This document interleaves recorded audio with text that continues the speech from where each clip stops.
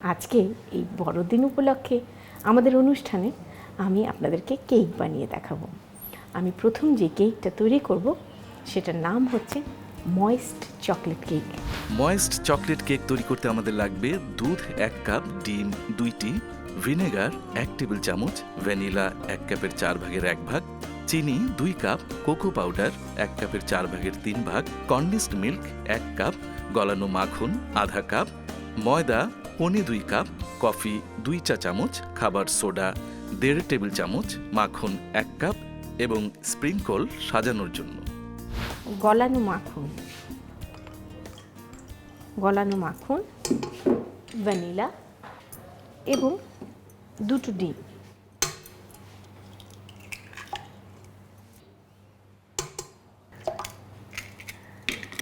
এটাকে আমরা বিট করতে থাকবো। বিট হতে থাকুক, এই ফাঁকে আমরা শুকনো উপকরণগুলোকে মিশিয়ে ফেলব। আমার আছে 3/4 কাপ কোকো পাউডার, পৌনে 2 কাপ ময়দা, 1.5 টিস্পুন খাওয়ার সোডা, 2 কাপ চিনি। সবগুলো উপকরণ আমরা ভালোভাবে মিশিয়ে নিব। এমন না যে আপনাকে চেলে নিতে হবে, জাস্ট মিশিয়ে নিলেই হোক। এবার আমরা ওভেনটাকে 180 ডিগ্রিতে গরম দেব।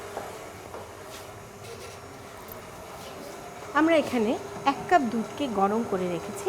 আপনি চাইলে মাইক্রোওয়েভে দিয়ে 1 মিনিট গরম করে নিতে পারেন। এর মধ্যে 1 টেবিল স্পুন ভিনেগার দেওয়ার সাথে সাথে এটা ফেটে কিছুটা দইয়ের মতো হয়ে যাবে। তখন আমরা এটা এর মধ্যে ঢেলে দিই। সেই সাথে দিব শুকনো উপকরণগুলো।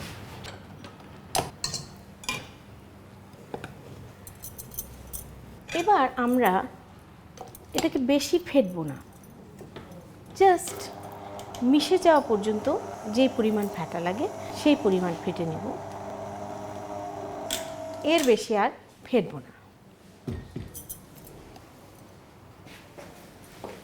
এইবারে 1 কাপ গরম পানিতে 2 চা চামচ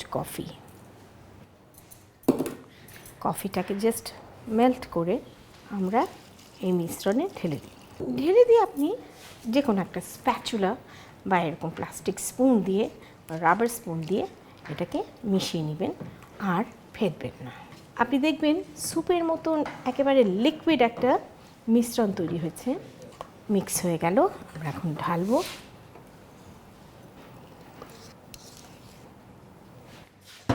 তাহলে প্রিয় দর্শক, এখন আমরা এটাকে 180 ডিগ্রিতে ওভেনে ঢুকিয়ে দিই। আমরা এটাকে 1 ঘন্টার জন্য বেক করব। হয়ে গেল আমাদের 1 ঘন্টা। চলুন তাহলে দেখে আসি।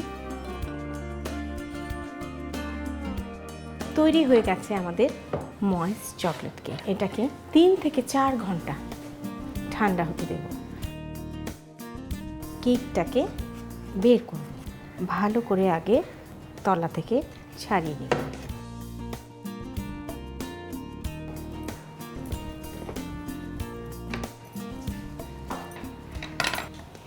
এইভাবে কেকের মাঝ বরাবর কেকটাকে স্লাইস করে নিলাম। খুব সাবধানে টপ লেয়ারটা খুলে নিলাম। এইবারে আমি একটা টপিং তৈরি করব।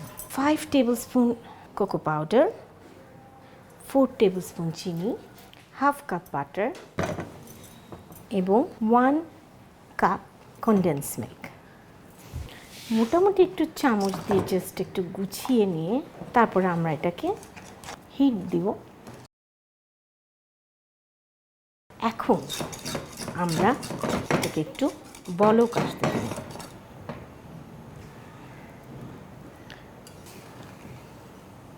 বলক এসে গেছে আমাদের টপিং।